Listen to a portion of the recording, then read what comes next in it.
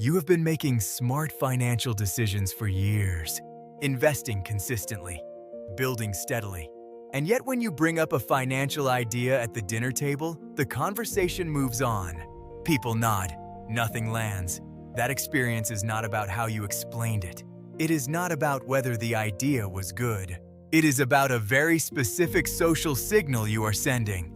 One, that the people around you are reading. Whether they know it or not, there are 3 net worth levels where the treatment you receive changes completely, not gradually, completely. And once you understand which level you are at, you understand exactly why the room reacts to you the way it does, and what changes when you cross to the next one. The first level is 0 to £50,000 in net worth. At this stage, the people around you do not dismiss you with hostility. They dismiss you with indifference.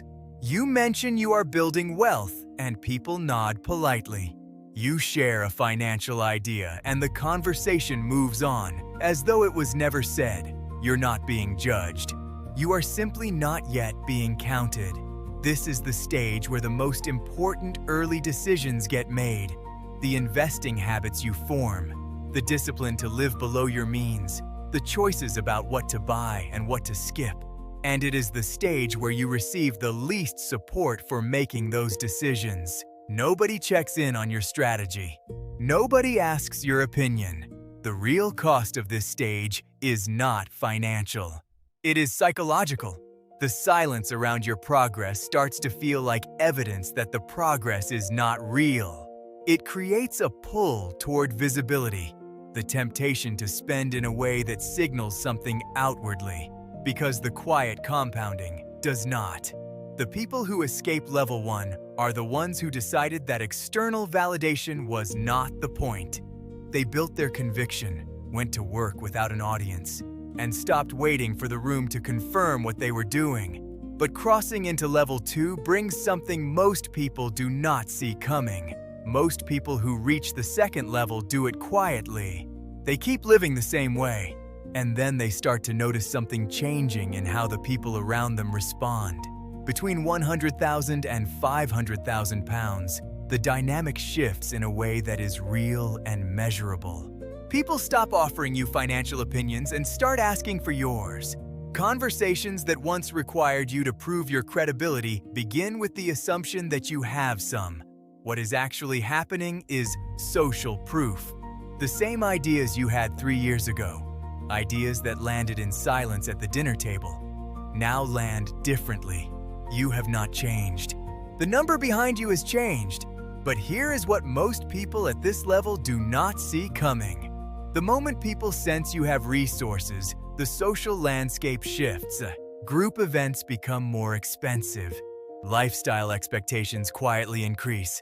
The pressure does not arrive as pressure. It arrives dressed as opportunity, as inclusion, as reward.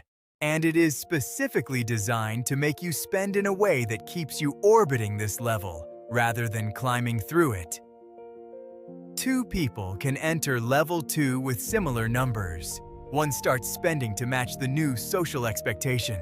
The other stays invisible, keeps investing, and quietly crosses into level 3 while the first is still funding the lifestyle that level 2 made available.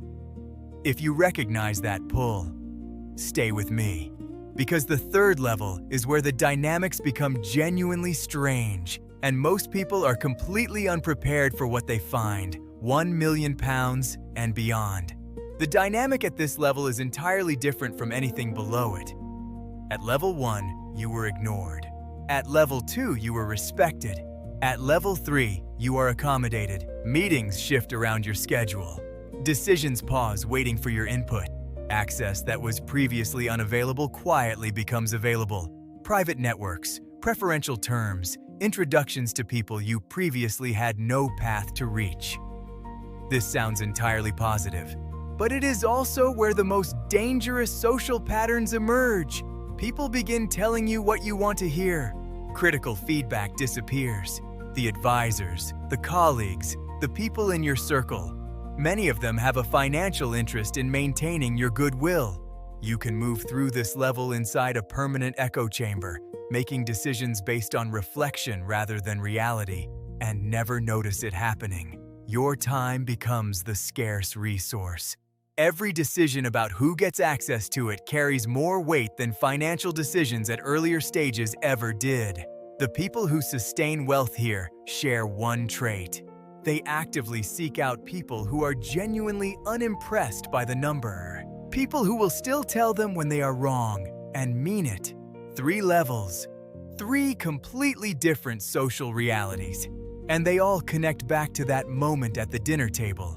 The one where the conversation moved on before you finished speaking. That silence was not a verdict on your ideas. It was a signal. It told you exactly where you were on the map. And now you have the map. The number changes how others treat you. But the way you treat yourself, the conviction to act before the room is watching, is what determines whether you move the number in the first place.